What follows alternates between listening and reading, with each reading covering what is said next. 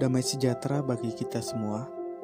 Semoga kita tetap semangat dalam menjalani hari, terlebih di masa sekarang ini. Dan doa saya, semoga semua dalam keadaan yang sehat, dan apabila ada yang sedang sakit, kiranya Tuhan menolong dalam proses pemulihan. Kita akan membaca Alkitab dan akan belajar melihat prinsip-prinsip kebenaran Alkitab yang akan kita gali untuk diterapkan dalam hidup kita. Kiranya Roh Kudus menolong kita semua untuk diajar, ditegur, dikoreksi, dan dididik oleh firman Tuhan. Sebelumnya kita baru belajar dari Kejadian 3, yaitu belajar dari kegagalan Hawa saat jatuh ke dalam dosa. Dan sekarang kita akan melihat kegagalan Adam saat jatuh ke dalam dosa. Hal ini penting bagi kita sebagai anak Tuhan, supaya dapat melihat sisi lemah diri kita, dan melihat bagaimana firman Tuhan mengajarkan kita agar lebih mawas diri, dan memperkuat kelemahan kita dengan bersandar pada Tuhan dan firman-Nya. Pembacaan Alkitab kita terdapat dalam kitab Kejadian 3 ayat yang ke-6 sampai 17. Perempuan itu melihat bahwa buah pohon itu baik untuk dimakan dan sedap kelihatannya. Lagi pula, pohon itu menarik hati karena memberi pengertian. Lalu ia mengambil dari buahnya dan dimakannya, dan diberikannya juga kepada suaminya yang bersama-sama dengan dia. Dan suaminya pun memakannya. Maka terbukalah mata mereka berdua dan mereka tahu bahwa mereka telanjang. Lalu mereka menyemat daun pohon ara dan membuat cawat. Ketika mereka mendengar bunyi langkah Tuhan Allah yang berjalan-jalan dalam taman itu pada waktu hari sejuk, bersembunyilah manusia dan istrinya itu terhadap Tuhan Allah di antara pohon-pohonan dalam taman. Tetapi Tuhan Allah memanggil manusia itu dan berfirman kepadanya, "Di manakah engkau?" Ia menjawab, "Ketika aku mendengar bahwa engkau ada dalam taman ini, aku menjadi takut karena aku telanjang, sebab itu aku bersembunyi."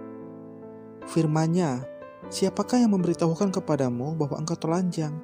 Apakah engkau makan dari buah pohon yang kularang engkau makan itu?"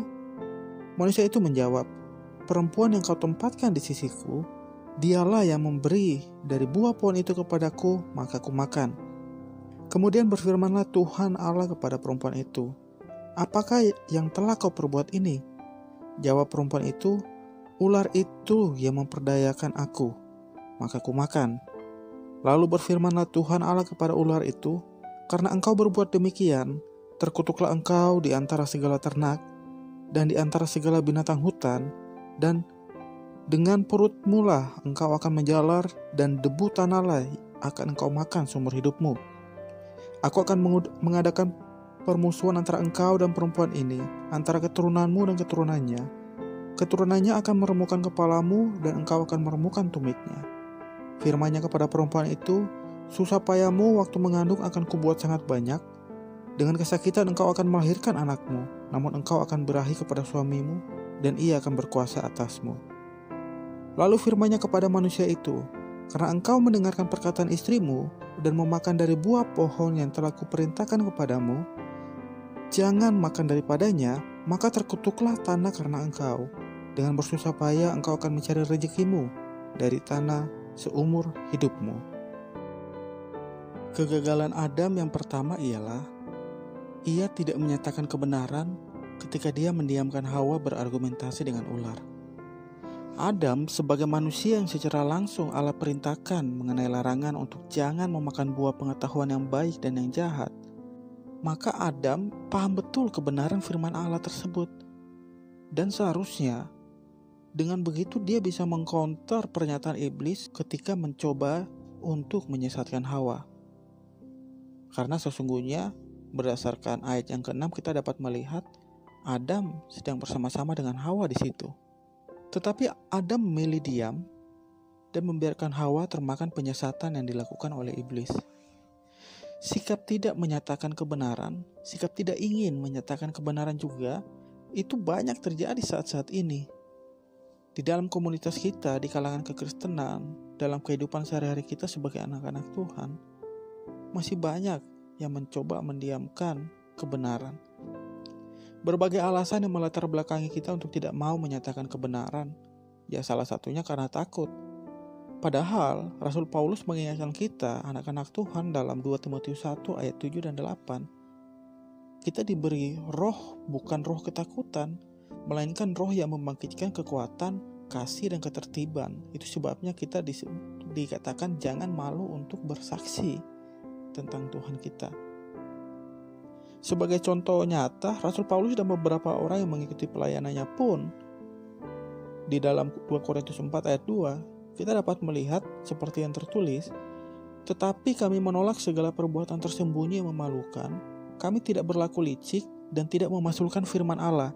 Sebaliknya, kami menyatakan kebenaran, dan dengan demikian kami menyerahkan diri kami untuk dipertimbangkan oleh semua orang di hadapan Allah."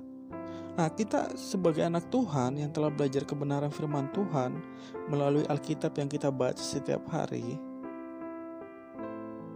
jangan takut untuk menyatakan kebenaran. Nyatakan kebenaran itu dan jangan diam. Sebab ketika kita diam, maka artinya kita setuju dengan mereka yang melakukannya. Nabi Yesaya menubuatkan mengenai Yesus sebagai Raja kebenaran yang kita percaya sebagai Tuhan dan Juru Selamat kita. Di dalam Yesaya 32 ayat 17, "Di mana ada kebenaran, di situ akan tumbuh damai sejahtera. Dan akibat kebenaran adalah ketenangan dan ketentraman untuk selama-lamanya." Amin. Kemudian, kegagalan Adam yang kedua ialah kompromi terhadap dosa. Dalam ayatnya yang ke-6 dapat kita lihat, Adam kompromi untuk melakukan dosa. Adam tahu betul bahwa yang dilakukan Hawa itu dosa. Melanggar firman Tuhan yang telah disampaikan oleh Allah, perintah dari Tuhan, larangan untuk jangan memakan buah pengetahuan yang baik dan yang jahat. Adam sadar, namun oleh kehendak dirinya sendiri juga, Adam mau kompromi terhadap dosa yang dilakukan oleh Hawa istrinya itu. Saya tidak tahu alasan apa yang melatar belakangi Adam sehingga dia mau kompromi. Jika saya berandai-andai, jangan-jangan karena mungkin Adam sangat cinta sama Hawa. Ya udah, biarin aja gitu. Hawa senang. Biasanya orang kalau sudah mabuk cinta suka lupa segalanya, termasuk suka lupa Tuhan juga gitu. Tapi yang pasti juga, tindakan Adam untuk ikut makan buah tersebut menunjukkan bahwa dia kompromi untuk melakukan dosa. Adam menyetujui pelanggaran Hawa, bahkan tanpa menegur Hawa, tanpa memperingatkan akan bahaya maut jika memakannya. Adam mengambil buah itu dan memakannya. Akhirnya keduanya melanggar perintah Tuhan untuk tidak memakan buah yang dilarang untuk dimakan oleh mereka. Saudara, sebagai anak Tuhan, kita tidak boleh kompromi sama dosa. Jika salah, tegurlah. Jika salah, nasihatilah. Jangan kompromi dan ikut melakukan dosa dengan alasan apapun.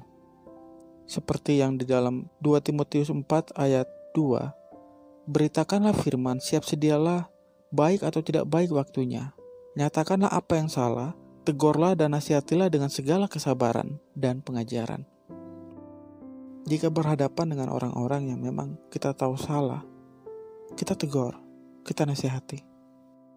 Kemudian dalam ayat 8 sampai dengan yang ke-10, kita melihat ketika manusia telah memakan buah itu dengan istrinya, dan mereka menyadari kondisi mereka, lalu mereka bersembunyi, dan Allah mencari manusia, mencari Adam. Jadi di sini dapat kita lihat, Adamlah yang sedang dituntut tanggung jawab oleh Allah atas apa yang terjadi. Adam sebagai kepala keluarga, Adam tidak mengambil tanggung jawab memperkenalkan Allah kepada Hawa. Inilah kegagalan Adam yang ketiga. Tidak mengajarkan perintah Allah, tidak membimbing Hawa ke jalan yang dikehendaki oleh Allah. Gimana ceritanya Hawa tidak tahu perintah Allah secara tepat, kecuali tidak diajarkan dengan benar oleh Adam. Itu sebabnya Allah tidak mencari perempuan, tetapi mencari manusia, yaitu Adam, mempertanggungjawabkan hal yang terjadi. Kepada Adamlah firman disampaikan untuk pelayanan, untuk mengusahakan, untuk memelihara. Dan Adam sebagai manusia yang pertama diciptakan, Allah memerintahkan untuk jangan memakan buah pengetahuan yang baik dan pengetahuan yang jahat. Adam bertanggung jawab untuk memberi jawab mengapa Hawa disesatkan dan bisa menyesatkan. Kenapa Tuhan gak langsung tanya ke Hawa? Karena suami sebagai kepala dalam keluarga bertanggung jawab terhadap istrinya untuk dibimbing, dijaga, ditolong, supaya bersama-sama bisa bekerja bagi Allah. Nyatanya di sini kita lihat Adam tidak melakukan tugas itu. Berapa banyak bapak-bapak atau suami-suami yang tidak melakukan tugas dan tanggung jawab sama seperti yang Adam lakukan. Urusan masak, istri. Nyuci baju, istri. Jaga anak, istri. Ngajarin anak, istri. Bersih-bersih rumah, istri. Kalau semua pekerjaan itu dibebankan kepada istri, kenapa gak cari babu aja sekalian? Karena Tuhan berikan istri pada kita untuk saling melengkapi dan saling menolong. Bahkan sebagai suami harus bisa mengikuti teladan yang ditunjukkan oleh Tuhan Yesus ketika mengasihi jemaat. Sebagai kepala jemaat, Yesus memberikan nyawanya sebagai korban tebusan. Itu sebabnya suami harus lebih lagi mengasihi istri, menjaga, membimbing, menolong, mengajar supaya dapat bersama-sama melayani Allah. Dalam ayatnya yang ke-11 dan ayatnya yang ke-12, kita akan melihat kegagalan Adam yang keempat. Pada bagian ini, Adam gagal karena melupakan kebersatuan yang telah diikat oleh Allah sejak diciptakannya mereka. Sejak diciptakannya laki-laki dan perempuan.